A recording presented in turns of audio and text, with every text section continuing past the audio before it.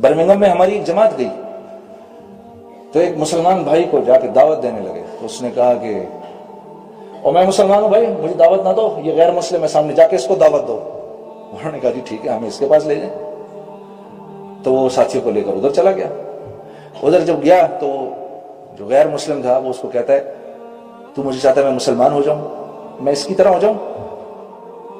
میری تو ایک گرل فرینڈ ہے، یہ روز ایک بدلتا ہے، میں ویکنڈ پہ شراب پیتا ہوں، یہ روز شراب میں دھت رہتا ہے، میں تو کبھی سال میں ایک دفعہ جا کر کسینو جاتا ہوں، اس کے گھر میں جوا ہوتا ہے، میں اس کی طرح ہو جاؤں؟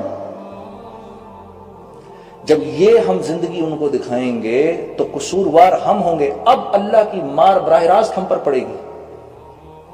تو یہ لوگ تو رحم کھانے کے لائق ہیں، ان سے ہمدردی ضروری ہے میرے دوستوں، نفرت نہیں۔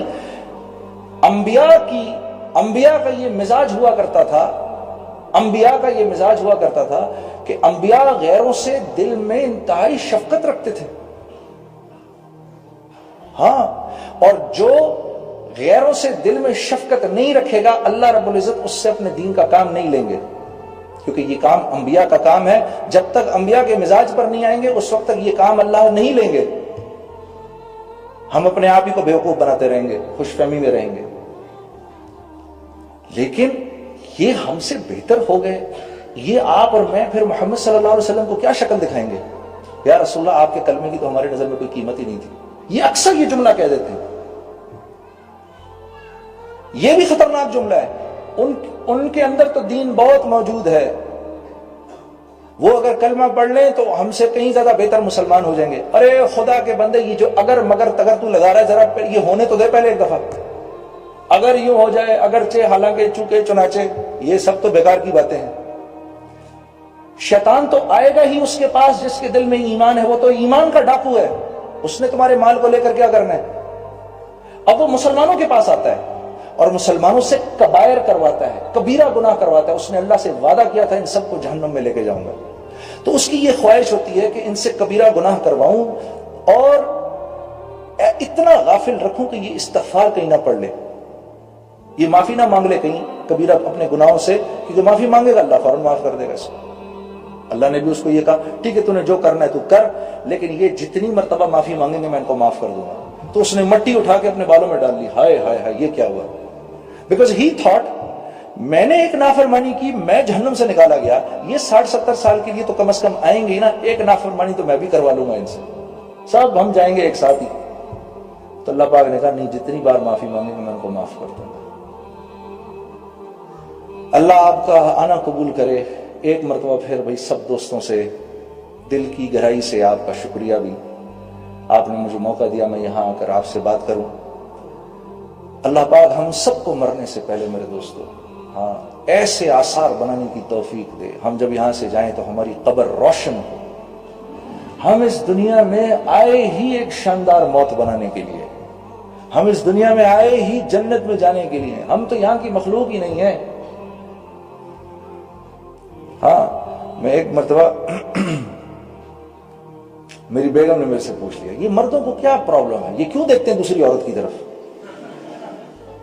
میں نے کہا اس لیے کیونکہ ہم جنت کی مخلوق ہیں، ایک عورت سے ہمارا گزارا نہیں ہے یار، کیا کریں، ہم تو جنت کی مخلوق ہیں بھائی۔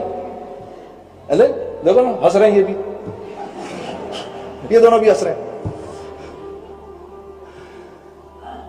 ارے ہم جنت کی مخلوق ہیں بھائی، ہم اس دنیا کی ہیں ہی نہیں، یہاں تو وقت گزارنا ہے خاموشی سے حکم مان کے، جیسے بڑے کہہ رہے ہیں چلتے چلتے چلتے چلتے چلتے چلتے یہاں تک کہ موت آئے اور اسرائیل آئیں اور کہیں اے نیک روح چل اب اپنے اللہ کی طرف، واہ پیسے وصول ہو گئے۔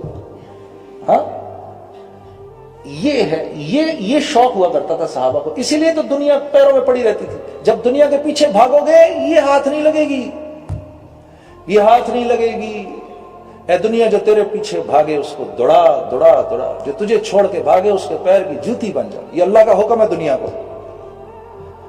ہاں میرے دوست ایمان اس لیے ضروری ہے، ورنہ ایمان کے بغیر یہ دل کی آنکھ نہیں کھلتی۔ اور ہم نے کہاں سے دیکھنا ہے؟ یہاں سے دیکھنا ہے، یہاں سے دیکھنا ہے، کہاں سے دیکھنا ہے؟ دل سے دیکھنا ہے. یہ آنکھ تو جھوٹ دکھاتی ہے, یہ تو دکھا رہی ہے وہ دیکھو زمین اور آسمان مل رہے ہیں, تو مل رہے ہیں کیا؟ نہیں, یہ جھوٹ دکھائے گی. یہ آنکھ بتائے گی, میں آخری 1-2 منٹ لوں گا, یہ آنکھ بتائے گی ادھر کرامن کاتبین بیٹھے ہوئے ہیں, یہ بتائے گی. معاذ بن جبل فرماتے ہیں میں یہ بات اتنا بولتا تھا زندگی کے آخری وقتوں میں مجھے کرامن کاتبین کے لکھنے کی آواز آیا کرتی تھی. ہاں, حضرت علی کرم اللہ وجہ فرما رہے ہیں میں نے جنت دوزخ اتنی بولی, اتنی سنی, اللہ کی قسم آج جنت اور دوزخ کو میرے سامنے لا کر کھڑا کر دو گے, نہ میرے ایمان میں اتنی سی کمی ہوگی نہ اتنا سا اضافہ ہوگا. وَلِلَّهِ الْعِزَّةُ وَلِرَسُولِهِ وَلِلْمُؤْمِنِينَ وَلَكِنَّ الْمُنَافِقِينَ لَا يَعْلَمُونَ. اس آیت کی تفسیر ہے عزت تو اللہ کے ہاتھ میں ہے. عزت کس کے ہاتھ میں ہے؟ عزت تو اللہ کے ہاتھ میں ہے. یہ محمد صلی اللہ علیہ وسلم کے ذریعے مومنین تک آتی ہے اور نافرمانوں کو اس کا کوئی حصہ نہیں ملتا, کوئی حصہ نہیں ملتا. مجھے بڑے لوگ کہتے ہیں آپ نے میوزک چھوڑ دی, آپ یار کیا زندگی تھی, بڑی قربانی دی آپ نے.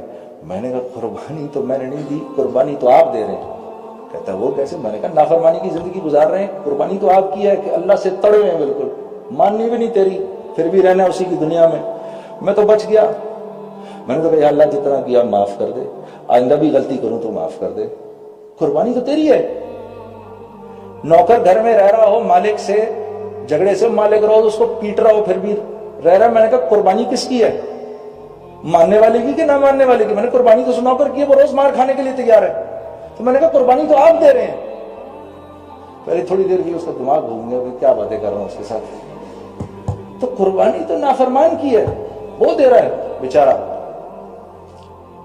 اللہ آپ کو جزائے خیر دے. السلام علیکم ورحمۃ اللہ. فَأَلْهَمَهَا فُجُورَهَا وَتَقْوَاهَا. کل قیامت کے دن آ کے مجھے نہیں کہنا یا اللہ مجھے نہیں پتا تھا سیاہ کیا ہے اور سفید